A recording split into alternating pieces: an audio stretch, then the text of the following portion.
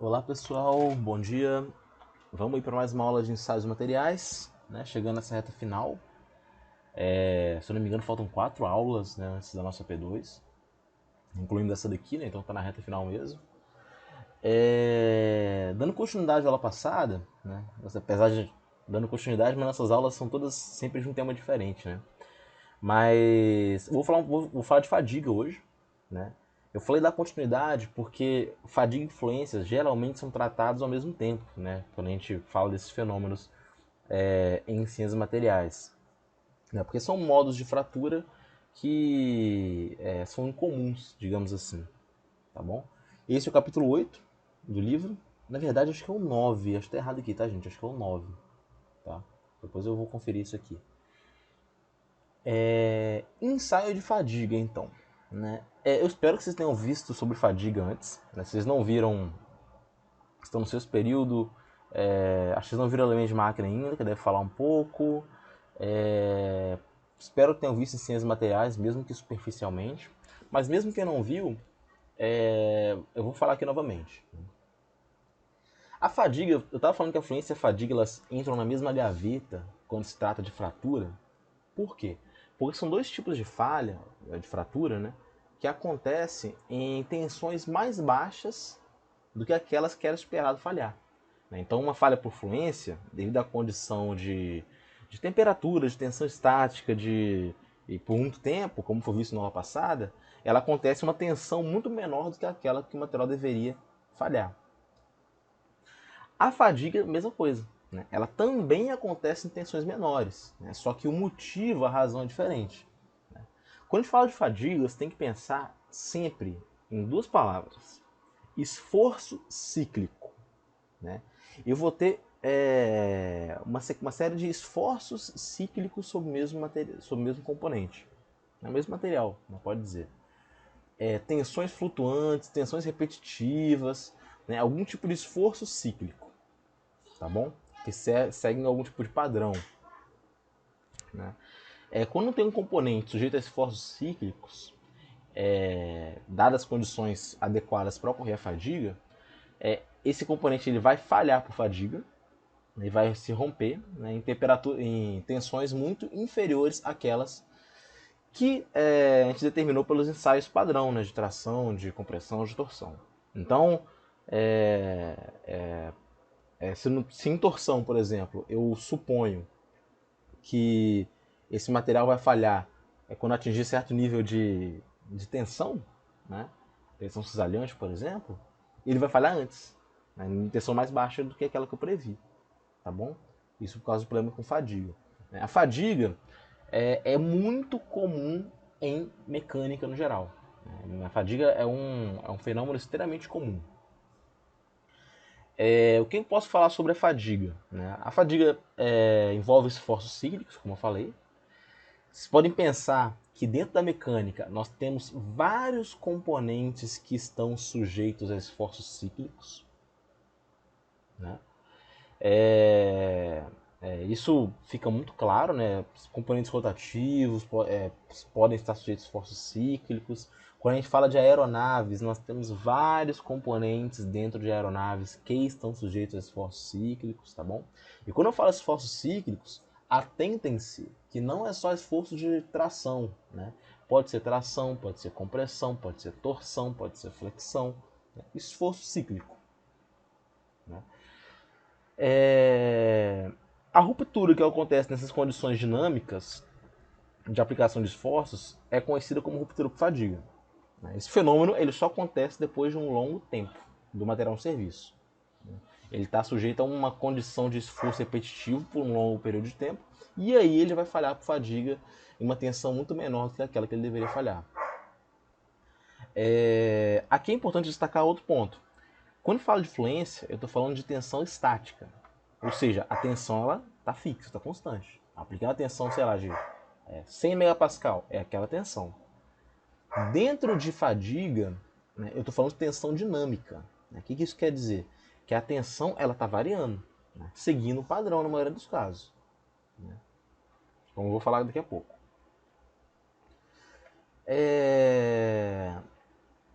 A fadiga, ela depois que foi desenvolvendo tecnologias, novos componentes, equipamentos, até mesmo dentro da indústria automobilística e aeronáutica, sobretudo em condições de vibração, a fadiga passou a representar a causa de mais de 90% das falhas em serviço de componentes de materiais metálicos. Então, fadiga não é aquela coisa assim que raramente acontece, é algo comum dentro de mecânica, tá bom? A fadiga é um fenômeno comum, tá? Muitos materiais, muitos componentes são sujeitos à fadiga, é algo extremamente comum na indústria, né? Talvez esse dado aqui que eu tirei do livro da Mauri Garcia, ele talvez esteja um pouco defasado, eu não sei dizer ao certo, porque eu posso falar com propriedade que grande parte também das falhas que acontecem em alguns componentes mecânicos, materiais metálicos, é devido à corrosão, tá bom? Então, fluência, fadiga e corrosão são três aí fontes de falha muito frequentes. A corrosão, inclusive, né, acho que tem algumas pessoas aí que fazem disciplina de corrosão comigo, eu já comentei isso lá, é responsável, assim, por grande parte do gasto que existe em manutenção e substituição de equipamento dentro de indústria, né, em países desenvolvidos, né. Se eu não me engano, 2 a 3% do PIB dos Estados Unidos é voltado só para gastos provenientes de falhas por corrosão. Então também é um grande problema. Mas a fadiga tem seu espaço, tá bom? A fluência, eu admito para vocês que é algo que a gente não vê tão frequentemente quanto fadiga. Fadiga é extremamente comum. Todos os materiais são sujeitos à fadiga, exceto os vidros, né? Devido à sua estrutura mesmo, estrutura amorfa. A falha por fadiga é particularmente imprevisível, pois acontece sem que haja qualquer aviso prévio. Esse é o pior tipo de falha que pode ter. É uma falha que acontece sem nenhum aviso, né? É aquela questão, né? Eu já sempre cito o mesmo exemplo, né? A gente vai sentar numa cadeira. A cadeira lá do IFES, que estou com saudade. Vai sentar na cadeira. Você vê que a perna dela está completamente empenada. Você vai sentar nela? Não vai, porque se ela empenou, ela está perto de quebrar. É um sinal, é um sintoma. Tá bom? Então você tem que cuidar de não sentar naquela cadeira. Se eu sentar numa cadeira que está completamente inteira e ela quebrar do nada, sem aviso prévio, isso é o pior tipo de situação possível, né? Dentro da engenharia de materiais, uma preocupação do engenheiro é sempre prever a falha, né? A falha acontecer não é um problema. O problema é quando ela acontece sem a gente conseguir prever, né? Isso é uma coisa terrível. E ainda dentro desse assunto, queria destacar a diferença entre falha e fratura, né? Fratura é quando acontece o rompimento do corpo, do componente. Ele é dividido em duas partes. Por exemplo, uma haste cilíndrica, ela parte no meio. Ela se dividiu, tá bom? A falha já é diferente, né? A falha é quando certo componente ele deixa de cumprir a função pela qual ele foi projetado, né? Então, mesmo que não tenha fraturado, pode ser que ele não está cumprindo aquela função da maneira que ele foi projetado, né? Então já ocorreu uma falha ali. A fratura pode gerar uma falha, né? Por exemplo, se eu tenho uma turbina, se eu tenho uma das pás da turbina, ela parte e quebra e fratura de fato, está falhando, falhou minha turbina inteira. Por outro lado, eu posso ter apenas uma trinca numa pá da turbina e ela continuar operando bem. Então não aconteceu falha. A fratura teve início, mas a falha não aconteceu. Tá bom? É muito importante fazer essa distinção, porque muitas vezes eu mesmo aqui na aula, eu até tento me policiar, mas às vezes acaba escapando. Eu falo falha quando é para falar fratura, falo fratura quando é para falar falha, mas é importante a gente ter uma distinção bem clara das duas coisas. Agora vamos voltar para o ensaio de fadiga. Eu falei de falha aqui porque muitas vezes a fadiga, da mesma maneira que a fluência, acontece ao longo de um longo período de tempo. Ao longo de um período de tempo muito extenso, né? Então pode ser que no início a fadiga esteja ocorrendo, mas não haja falha, né? E aí a ideia daqui dessa aula, a ideia do ensaio de fadiga, é prever quando a falha vai ocorrer. né? Ou prever a vida útil do componente, pelo menos. Né? Uma situação onde eu tenho 99% de certeza que não vai acontecer falha. Né? Porque muitas vezes a gente tem probabilidade envolvida também. O ensaio de fadiga consiste na aplicação de carga cíclica em corpo de prova apropriado e padronizado, segundo o tipo de ensaio a ser realizado. É muito usado na indústria automobilística, aeronáutica, tem ensaios em pequenos componentes, até em estruturas completas, como asas e longarinas, no caso da indústria aeronáutica. O ensaio de fadiga é capaz de fornecer dados quantitativos relativos às características de um material ou componente, ao suportar cargas repetitivas por longos períodos sem se romper. Então, esse ensaio ele vai me dizer qual vai ser o comportamento daquele material em uma situação onde vai haver essas condições para ocorrência de fadiga, que é carga repetitiva, longos períodos de tempo. É importante destacar que o ensaio de fadiga, né, ensaio de fadiga, ele pode ser feito com solicitações diferentes. Eu posso fazer por tração, compressão, em torção, né, um cesariamento, fazer uma flexão. Eu posso ter uma configuração de solicitação sempre diferente. Tá? A fadiga ela independe da solicitação mecânica que esse material, esse corpo de prova vai estar sujeito no futuro. Né? Então a fadiga ela vai acontecer independente da solicitação mecânica, desde que ela seja dinâmica. Né? Por exemplo, uma flexão. Pensa numa haste que está flexionando. Se eu flexionar ela uma vez e voltar, isso é um ensaio de flexão comum. A ideia do ensaio de fadiga é flexionar, tira a carga, flexionar, tira a carga, ou fica oscilando entre dois valores de carga diferentes, com duas reflexões diferentes. O mesmo vale para tração e compressão, para cisalhamento também. Aqui nesse gráfico eu tenho os tipos de ensaios e curva característica do ensaio de fadiga. Aqui no eixo Y tem a tensão aplicada em megapascal, e no eixo X eu tenho o número de ciclos, né? N, o número de ciclos, né? Não tem uma unidade. Né? Vocês podem ver que eu tenho a vida em fadiga para... eu tenho dois gráficos, né? Para um aço ferramenta e para uma liga de alumínio. Né? Para avaliar a fadiga, nós temos três parâmetros importantes, que são vida em fadiga, limite de resistência em fadiga e resistência à fadiga. Cada um ele tem uma particularidade. Todos eles medem o comportamento em fadiga, mas cada um tem particularidade. Eu vou adiantar isso logo agora. A vida em fadiga, o que acontece? Eu travo a tensão, né? Por exemplo, 600 megapascal, como é o caso, e vejo quanto que ele vai durar em ciclos, né, para aquele valor de tensão. Né? Então, nesse caso aqui, ó, travei o valor de tensão. Apliquei uma tensão assim, média, né?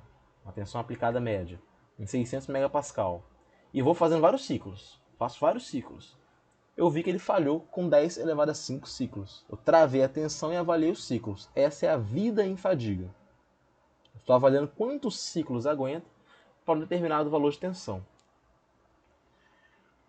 O limite de resistência em fadiga é aquele limite de tensão em que abaixo dele o material não falha mais por fadiga. Que ele aguenta um número infinito de ciclos. Que é a curva, a gente costuma chamar essa curva de curva SN, né? Que é Stress e Number of Cycles, SN. Podem observar aqui o limite de resistência e fadiga.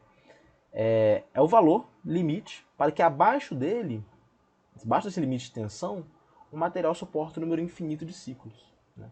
Que a curva vai tendendo aqui para uma assíntota horizontal. Tá bom? Então, aqui nesse caso, 400 megapascal.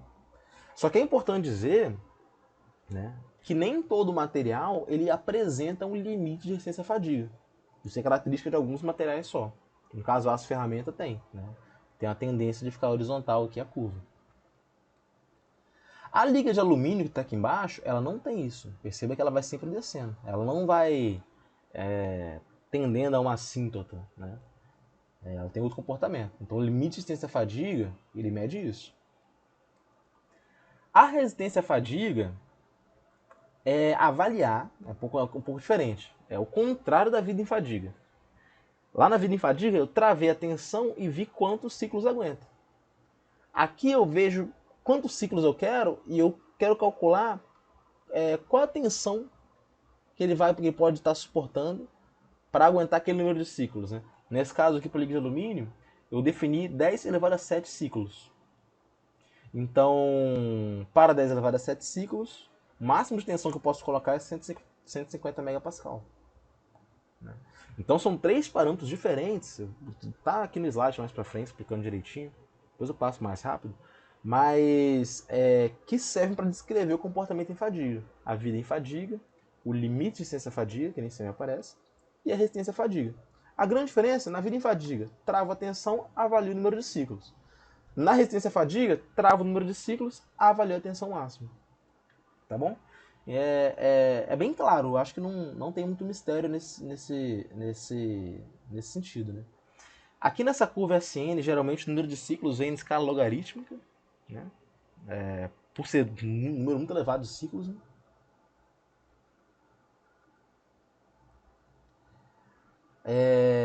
Bom, o ensaio de fadiga pode ser dividido em categorias, que correspondem individualmente ao estudo da nucleação de trincas e ao estudo da propagação das trincas. Essa categoria aqui, na verdade, eu ia até tirar do slide porque ela não é tão comum assim. A gente tem a fadiga em desgaste, que é um ensaio realizado sem existência de pré-trinca, cujo objetivo é controlar como é que a trinca está surgindo, a nucleação das trincas. Aí eu vou ter a fadiga de alto ciclo, que é para baixas tensões cíclicas e número elevado de ciclos maior que 10 a quarta, para ocorrer a fratura, ou seja, um número alto de ciclos. E fadiga de baixo ciclo, são altas tensões cíclicas e número baixo de ciclos, menor que 10 a quarta, para ocorrer a fratura. Dentro de fadiga de desgaste, que é para avaliar a nucleação da trinca, nós temos essas duas classificações. Exemplo de fadiga de alto ciclo, componente de máquina rotativa, sistemas que sofrem muitas vibrações, como rodas, eixos, rolamentos. E de baixo ciclo, componentes de núcleo de reator nuclear, componente de turbina, outros componentes sujeitos ocasionalmente a sobrecargas, tá bom? Fadiga de desgaste, nós temos vários exemplos. A fratura de fadiga é um ensaio que é realizado com a existência da pré-trinca. Quando uma pré-trinca já existe. Então eu não quero avaliar como que a trinca surge. Eu já tenho a trinca lá. Eu quero avaliar como ela cresce. Temos como exemplos componentes de grandes portes, estrutura de pontes, navios, aviões, automóveis, elementos soldados, vasos de pressão. Vários exemplos. Isso aí é geralmente para os casos onde a trinca geralmente não vai atrapalhar o funcionamento. Onde o meu objetivo é simplesmente controlar como que a trinca cresce.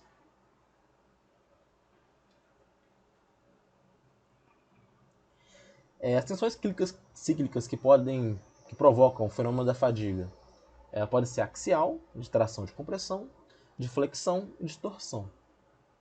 Né? Aqui tem outra subdivisão, que é a das tensões cíclicas em fadiga. Né? Tipos de tensões cíclicas. Né? Então tem esses gráficos aí, vocês estão vendo, A, B e C, que mostram três tipos de tensão. Em A é uma tensão alternada. Perceba que ele fica oscilando ali, né? Entre quase um gráfico senoidal ali, né? Praticamente. Ele começa do zero, vai até a tensão máxima, desce, passa pelo zero, vai na mínima, sobe, fica nesse ciclo. Né? A ideia é criar um ciclo mesmo.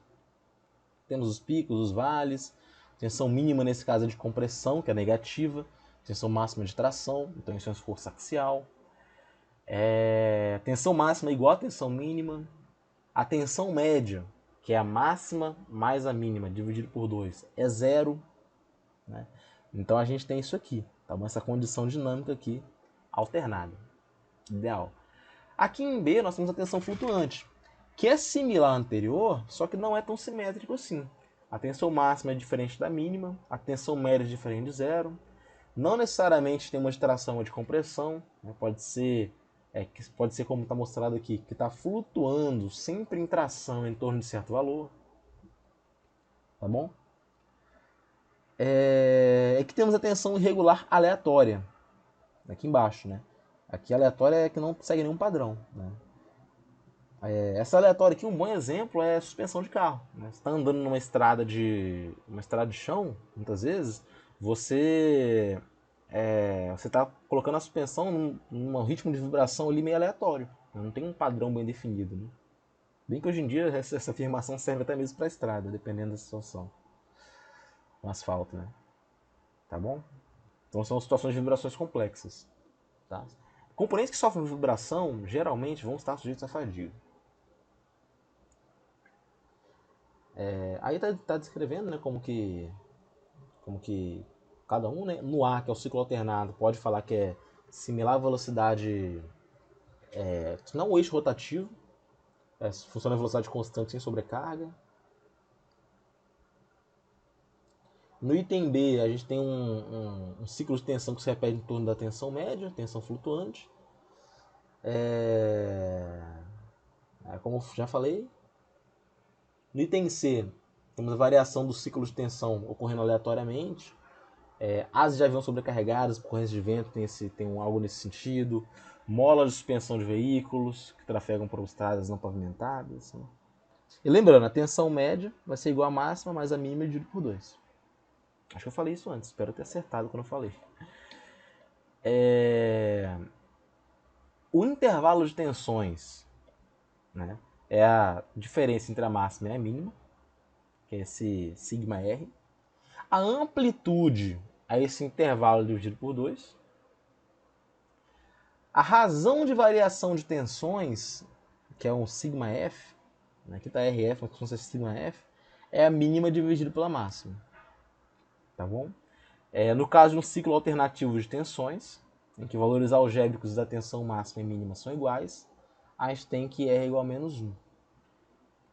Onde tem variando de tração da compressão, né, no caso. Não seria igual a 1. Mas aí não faria sentido, né? Teria que ser máximo e mínimo. Né? Não seria alternativo. Como já falei, já apresentei para vocês a curva SN, que me dá dados sobre o ensaio de fadiga. Geralmente, para obter essas propriedades de resistência à fadiga, a gente faz ensaio com vários corpos de prova do mesmo material. Né? Então, essa é uma limitação do ensaio, tem que ter muitos corpos de prova. Todos eles na mesma condição. Né? Porque, querendo ou não, vocês vão ver aqui que a fadiga, heterogeneidades afetam a fadiga. Então, o ideal aqui pra gente é que as amostras sejam tão homogêneas quanto possível. Tá bom? A gente pode fazer várias amostras, com o mesmo acabamento, mesmo tratamento térmico, mesmas dimensões, e tratar em diferentes cargas até a ruptura, registrando o número de ciclos em que a ruptura ocorreu. Eu vou ter vários pontinhos no gráfico onde eu vou traçar uma curva. Tá bom? Aí tem um corpo de prova, né? A carga pode ser aplicada ali. Isso aqui é uma máquina de flexão rotativa, né? Que já é algo, como posso dizer, uma solicitação mecânica específica, né? Tem um contador de rotações ali, um contador de rotações. E bem, eu tenho alguns procedimentos mais comuns para realizar um ensaio de fadiga. O método padrão para encontrar aquela curva SN com poucos corpos de prova onde a gente ensaia um ou dois corpos de prova para determinar a tensão abaixo da tensão mínima. Né? Se para o primeiro corpo de prova eu atingo a vida útil pré-estabelecida, o próximo é ensaiado com uma tensão mais alta, e assim por diante. E eu vou traçando isso no gráfico. Os valores obtidos são plotados no gráfico e ajustados por uma curva média mais conservativa, como está mostrado aqui. Vou chegar aqui depois. Eu tenho o método da tensão constante também. Nesse método, as tensões são selecionadas com valores espaçados, né? E vários corpos de prova são ensaiados para cada tensão, obtendo-se uma nuvem de pontos para cada condição. Com esses valores é traçada uma curva média que engloba todos os pontos. Então aqui em A eu tenho um método padrão, né? Eu vou travo uma tensão, vejo quanto demorou para falhar. Então traço vários pontinhos, né? Faço a curva aqui em cima, que é a média, me aproximando, fazer uma aproximação pela curva. Pode ver que tem um limite de resistência à fadiga aqui nesse caso. E embaixo, perceba que eu tracei aqui uma curva paralela, que a gente fala que é conservativa, né? Porque esses dados aqui podem variar um pouquinho de uma amostra para outra, né?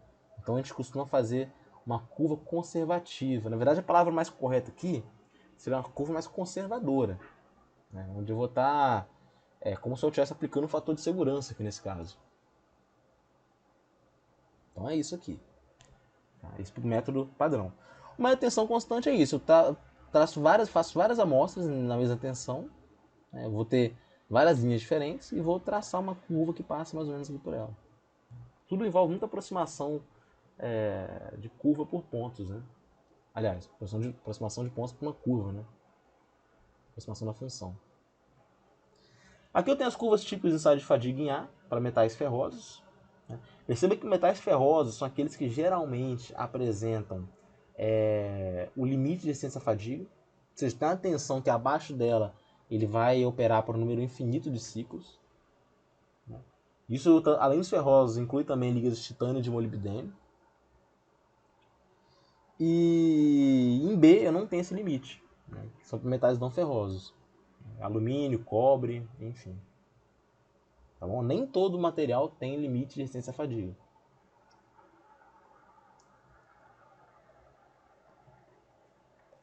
No geral, a curva SN de materiais ferrosos e ligas de titânio tem um limite de tensão, né, do limite de resistência à fadiga.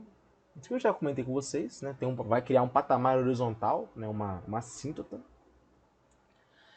E para os aços, esse limite de resistência à fadiga ele vai ser mais ou menos aí, vai estar compreendido entre uma faixa de 35 a 65% do limite de resistência à tração, tá bom? As não ferrosas não tem esse valor. Aí para esses materiais, a gente mede ou a vida em fadiga ou a resistência em fadiga. Né? A vida em fadiga é travar uma tensão e verificar o número de ciclos que suportam. E a resistência à fadiga é travar o número de ciclos e ver qual a tensão máxima que eu posso aplicar ali. Quando eu falo travar o número de ciclos, é para determinar, né? Algo entre 10 a 7, 10 a 9 ciclos, que é o padrão. A vida em fadiga, né? Que eu já comentei com vocês. Eu tenho a fadiga de baixo ciclo e de alto ciclo, né? Já comentei isso, né? Baixo ciclo, ruptura abaixo de 10 a 4 ciclos, alto ciclo acima desse limite. Geralmente a fadiga de alto ciclo está relacionada às propriedades elásticas do material, já que as deformações que acontecem durante o ensaio são predominantemente elásticas.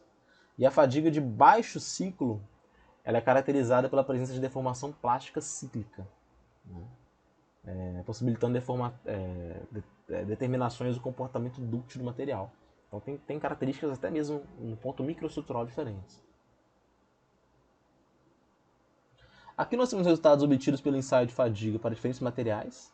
Né? Perceba que o aço liga e o aço carbono eles vão tendendo para um valor. Né? Ferro fundido também. A liga tracejada de alumínio com cobre não vai tendendo para o limite de resistência à fadiga. Né?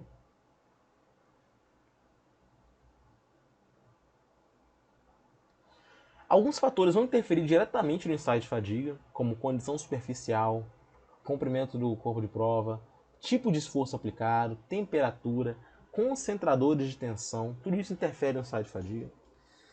Entre esses fatores, vale destacar o fator superficial. Né?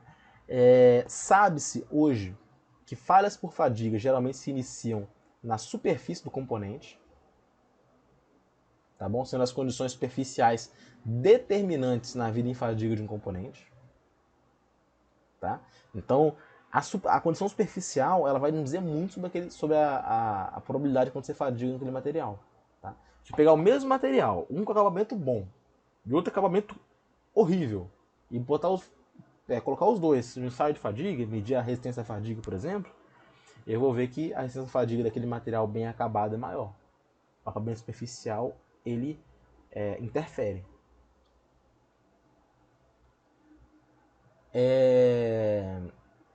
É muito difícil, devido a essas irregularidades das amostras, né? Por mais que eu queira produzir amostras todas iguais, em acabamento, em tudo, eu sei que nenhuma amostra é 100% igual a outra. Elas vão ser um pouquinho diferentes no seu interior, talvez uma tenha um vazio num ponto, outra tenha um vazio no outro ponto, tem uma vacância, né, que quero dizer. É... Por causa disso, os valores flutuam bastante, devido à irregularidade das amostras. Como esses valores flutuam, é necessário usar algumas técnicas estatísticas, né, para determinar mais precisamente a vida em fadiga ou a resistência à fadiga de alguns componentes mecânicos. Isso quer dizer que se eu pegar 10 amostras iguais entre aspas, né, e ensaiar em fadiga, eu vou ter respostas diferentes. Uma vai falhar com, sei lá, 10 mil ciclos, outra com 12, outra com 13, outra com 11. E eu tenho que criar uma distribuição de probabilidade para descrever isso, como está mostrado aí. Perceba que aqui, ó, essa distribuiçãozinha aqui em cima. Aqui embaixo, a probabilidade de falhar é 0,01. Aqui no meio, a probabilidade de acontecer a falha já está em 90%. Né? Então isso aí influencia. Né?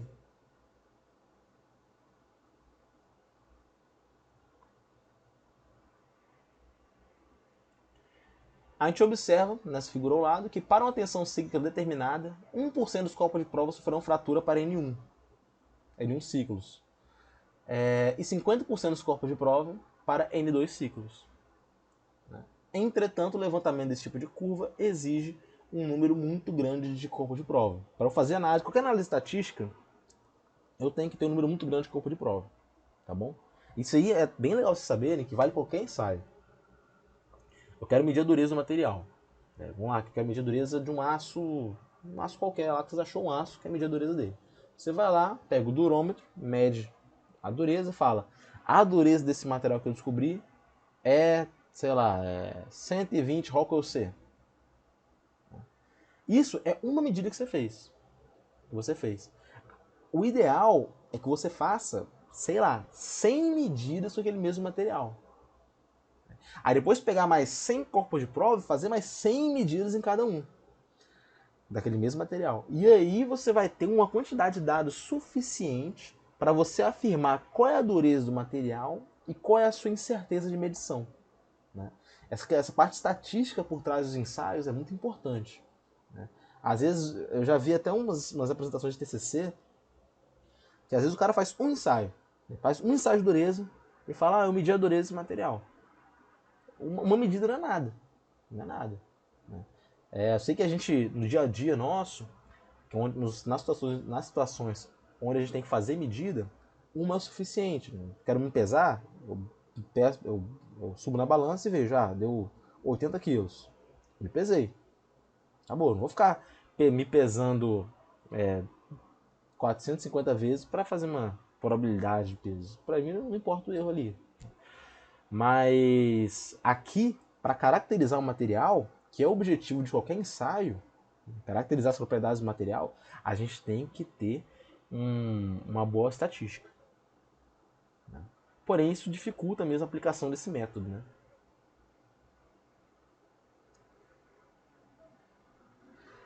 Tensões limites. Eu tenho uma norma que estabelece um método para a apresentação dos resultados do ensaio em forma gráfica e a construção da curva SN, utilizando análise de regressão ou técnicas matemáticas similares, né?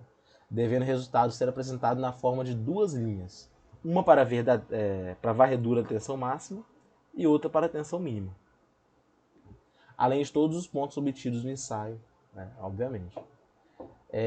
A figura mostra o ensaio, né, pegando as tensões limites, né, é um outro método, segundo norma. Né. Perceba que ele faz um grafo para a tensão máxima e faz um grafo para a tensão mínima.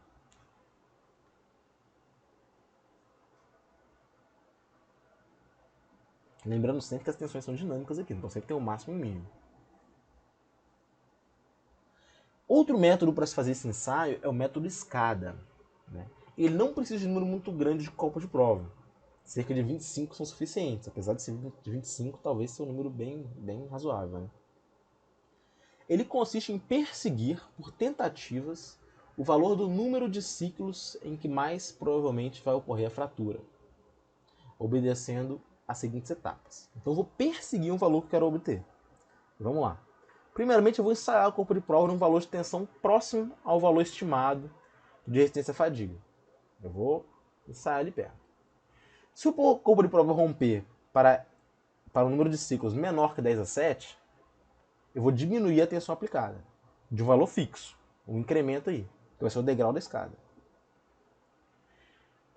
Eu continuo com o processo sempre diminuindo a tensão do valor fixo pré-estabelecido, até que o corpo de prova não rompa mais para n igual a 10⁻⁷ ciclos, ou seja, eu encontre o valor de resistência à fadiga. Após esse ponto, eleva-se novamente a tensão desse incremento, né, até se atingir a tensão que rompe o corpo de prova. Reverte-se novamente o procedimento até que todos os corpos de prova tenham sido ensaiados. Então vocês podem ver aqui que eu tenho esse método da escada. Em A eu tenho a aplicação do método escada para ensaio de fadiga. Em B eu tenho um gráfico de resultados. Você pode observar que eu vou perseguindo o valor. Eu vou descendo, aí eu vou subindo, aí eu desço, eu subo, eu desço, até que eu for aproximando devagar por um valor. Eu lembro que a primeira vez que eu bati o olho nesse método, eu lembrei na hora, talvez vocês não lembrem, né? Se não me engano, é método da bisseção, que tem dentro de cálculo numérico, né? Onde eu faço aproximações desse tipo, mais, menos, né? Até aproximar de uma raiz. Aqui é bem parecido isso, né? Uma lógica para o ensaio. Tá bom? Aí em A tem valores aí, né? Corpos com ruptura, corpos sem ruptura. Aí tem os parâmetros matemáticos usados, né?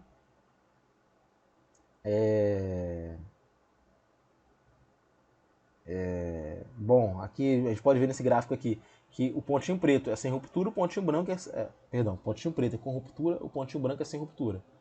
Então pode ver que ele vai diminuindo de 10 em 10, aí ele sobe. 10 em 10, aí ele vai descendo, vai subindo, vai aproximando o valor, vai perseguindo o valor. Ele vai meio que convergindo para certo valor. Essas expressões são usadas no método da escada para achar o valor de resistência à fadiga, o valor médio de resistência à fadiga, né? E o desvio padrão. Então a gente pode aplicar aí esses parâmetros aí, né? É uma aproximação de certa forma do gráfico, né? Desse modo, a gente vai obter esse valor como está colocado aí embaixo, seguindo esse padrão, né? Tem cada grandeza aí dessa equação, ela está descrita aqui embaixo. Logo a resistência média de fadiga vai ser 323,8, mais ou menos 34,6 megapascal.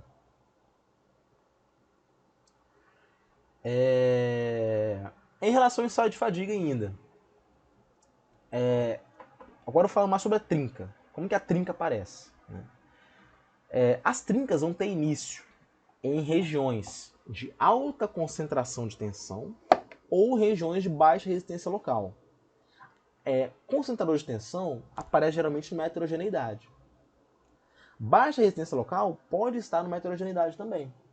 Então, isso aí deixa claro que as heterogeneidades, sobretudo as superficiais, elas vão influenciar na nucleação da trinca. Porque a trinca ela vai começar por ela. Né? Como está mostrado aí, defeitos internos, defeitos superficiais, deslizamento de planos, né? Como está mostrado na imagem. Um canto em ângulo pode dar início à trinca também, né? É o elemento de nucleação de trinca, um concentrador de tensão. A gente sabe que cantos vivos, né, como a gente fala, são indesejados do ponto de vista de fadiga, né? É um concentrador de tensão. A propagação cíclica da trinca. Devido à concentração local de tensão, causada pelas imperfeições internas do componente, vai acontecer uma deformação plástica cíclica, né, causada pela ação de uma tensão cíclica, mesmo com tensão nominal abaixo do limite elástico. O que acontece? A deformação plástica vai ser igual à tensão, vai ser cíclica. Então em A, perceba que eu tenho a trinca inicial, tem um entalhe. Em B, vai começar a acontecer deslizamento no plano de deslizamento, que é 45 graus. Essa é no sentido de abertura aqui.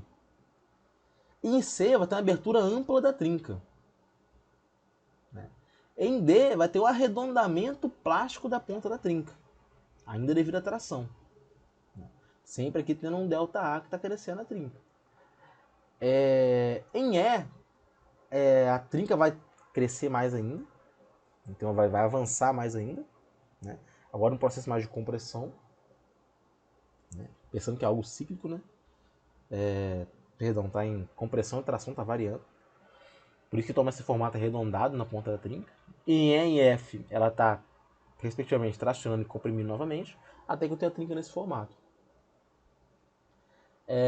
Como consequência disso tudo, vai acontecer uma deformação localizada, favorecendo o crescimento de uma pequena trinca.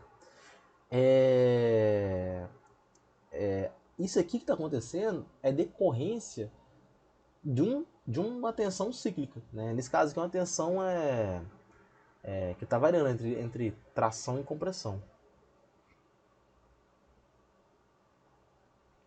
Aqui em cima no gráfico podem ver qual ponto é o quê, né? O que está acontecendo em cada um, no gráfico de tensão pelo tempo. Aí, esse formato de deformação vai ter resultado na superfície de fratura. Né? Eu vou ter na superfície de fratura estrias. Né? Aqui nós temos esboço da formação de estrias na propagação de trinca. Em A aqui, eu tenho a direção de crescimento para cima, né? Mostrando. Na figura de baixo, né? Em B, eu tenho bem claro, pelo menos na minha visão, como é que estão se propagando as estrias.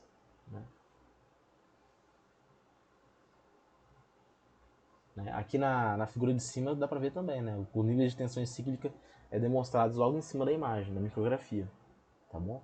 Então, o formato estriado dos perfis de fratura é característico de fadiga, porque a tensão é cíclica, a deformação plástica vai ser cíclica também.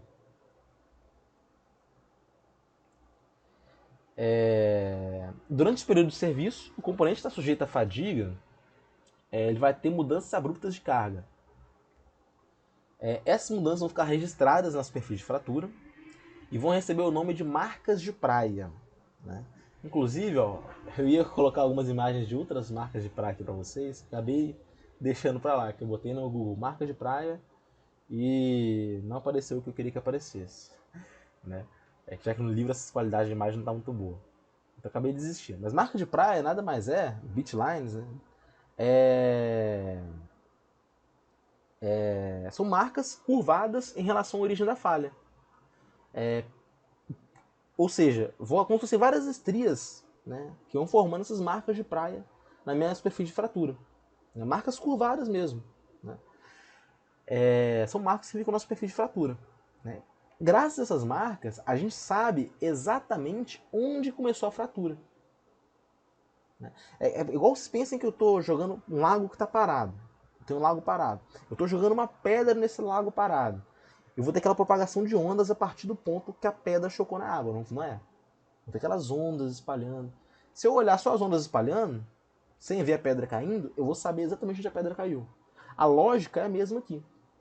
E as marcas de praia, eu vou ver as estrias, vou ver as marcas de praia, e vou saber onde começou o processo de fratura. Onde começou a nucleação ali, talvez. Nas marcas de praia, as bandas mais claras representam a propagação plana e as bandas mais escuras correspondem à propagação mais tortuosa, levando as marcas mais rugosas. Assim, vale afirmar que as bandas claras são níveis de tensões baixos e as bandas escuras são níveis mais elevados de tensão. A gente tem que deixar claro, eu quero deixar claro para vocês, que dentro das marcas de praia nós temos estrias. Tá bom? As estrias que eu comentei aqui antes, elas estão dentro das marcas de praia, né? Como está mostrado aqui. Aí segura aqui, a trinca começou aqui, ó, tem uma propagação estável da trinca e propagação instável depois. Aqui é o esquema da fratura por fadiga. Em B, a superfície de fratura por fadiga de um eixo de locomotivo. Né? Não tá ruim de ver, mas dá para visualizar alguma coisa. Em C, uma barra de aço, tamanho natural, mostrando as fases de fratura de fadiga. Trinca de fadiga, crescimento lento, fratura catastrófica, propagação rápida, e aqui embaixo, corte por disco abrasivo. Fatores que vão influenciar na resistência à fadiga. Razão de tensão, como está mostrado aí no gráfico da esquerda. Perceba que é o mesmo material, tem gráficos diferentes, eu tinha razão de tensão diferente.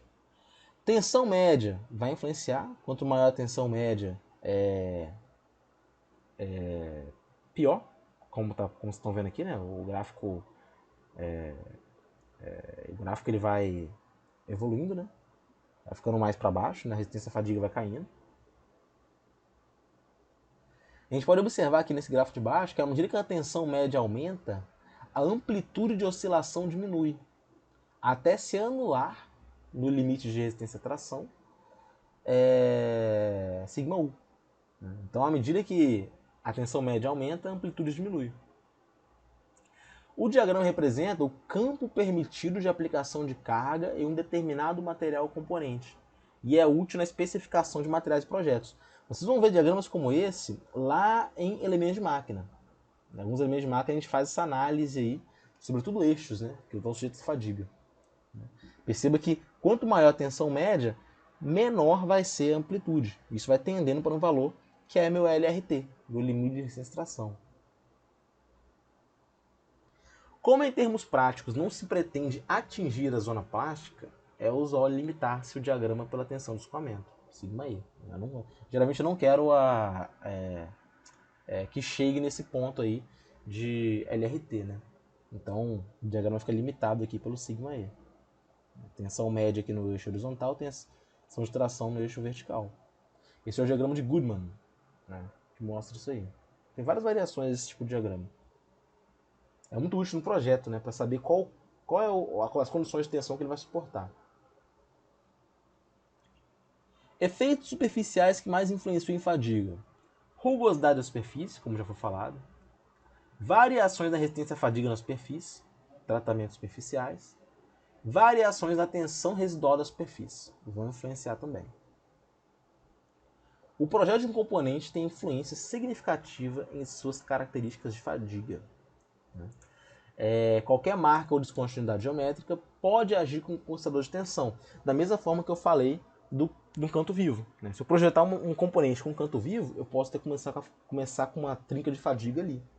Né? Isso inclui entalhes, furos transversais, rasgos de chaveta, outro grande problema. Então perceba que o entalhe em V é indesejado. Se eu arredondar, eu tenho uma situação melhor. E aqui na outra imagem tem cantos vivos, que se eu fizer um arredondamento aqui também, eliminar esses ângulos retos, eu tenho uma vantagem em questão do projeto. Outros dois pontos que eu acho que é muito profundo eu falar aqui hoje na aula é em relação à fadiga térmica, que a fadiga acontece em resultado de tensões térmicas. Né? Lembrando que quando eu tenho um aquecimento e um resfriamento, eu vou ter um ciclo térmico, vou ter um ciclo de tensões térmicas associadas. Tá bom? E a ruptura, que ocorre pela ação simultânea de tensões mecânicas cíclicas e ataque químico. Né? Perdão, aqui eu falei besteira aqui agora. Eu fui falando como se fosse continuação do primeiro, só que não é. Voltando aqui, gente. Só para terminar de fadiga térmica, eu quero que vocês imaginem um eixo bem engastado, ou seja, engastado as duas pontas. Se eu aumentar a temperatura desse eixo, o que vai acontecer? Ele vai estar sob esforço térmico anterior, isso vai estar sob tensões térmicas. As tensões térmicas geralmente aparecem, um exemplo legal disso, é quando ou eu tenho gradiente térmico no meu componente, ou eu quero fazer um movimento de dilatação e contração, mas eu tenho restrições geométricas que impedem isso. Então as tensões térmicas vão estar presentes em vários setores aí de equipamentos industriais. Um outro ponto é a fadiga à corrosão, né, onde a ruptura acontece pela ação simultânea de tensão mecânica e ataque químico. Tensão mecânica cíclica e ataque químico. Né? É a fadiga à corrosão. Né? Nesse tipo de fadiga à corrosão, eu posso ter o surgimento de pits na superfície do material, que são pequenos furinhos onde perdeu material, onde deteriorou. E esses pits pequenos, bem pequenos mesmo na superfície, eles podem atuar como condensadores de tensão. Então eles podem piorar uma situação de fadiga que já está presente. Tá bom? Podem tornar uma condição mais propícia ainda para uma falha por fadiga. Tá bom? E geralmente quando a gente avalia fadiga, temos que levar em conta também a corrosão e a fadiga térmica também.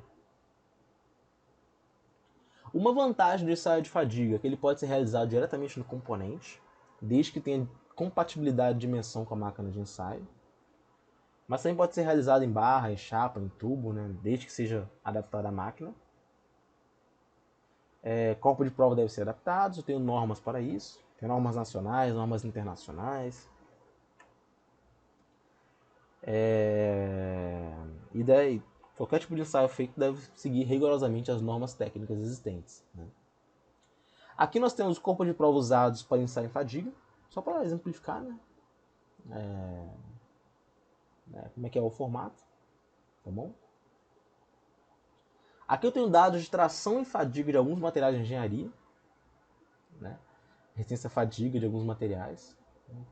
Tem aço 1015, 1040, 4340, tem outros aços aí ligados, aços liga, né? Tem liga de alumínio ali embaixo, tá bom? E aqui para polímeros, né? Para não falar que eu não falei dos outras classes de materiais, tem esse gráfico que relaciona a amplitude de tensão com o número de ciclos, né, para vários polímeros diferentes. Né? Então a gente pode ver o comportamento de cada um deles. Vocês podem ver que alguns deles vão tendendo à horizontal ali, né? Um comportamento parecido com os materiais ferrosos. Mas aí fadiga em polímero é um outro universo, né? O mecanismo é bem diferente. E por fim, gente, o nosso desafio 10, né? Que eu quero que vocês expliquem, é bem simples esse desafio, explicar detalhadamente, seja no papel, seja no Word, a teoria do dano acumulado no contexto da fadiga. Vocês vão ver que lá no livro, lá no finalzinho do capítulo, tem a parte teoria do dano acumulado. Eu quero que vocês expliquem aquilo para mim, simplesmente. Com gráficos, com equações, mudando um pouco esse linguajar que está no livro, né? Botando as suas palavras mesmo, tá bom? Explicando o que é isso, com a utilidade dentro do contexto de fadiga, né? E falar um pouco sobre essa pequena parte do capítulo, tá bom? Esse é o nosso desafio 10. Beleza, gente? Então é isso, em relação à fadiga, finalizamos. Estamos indo rumo ao final do curso. E é isso, pessoal. Tenha uma boa semana. E até mais.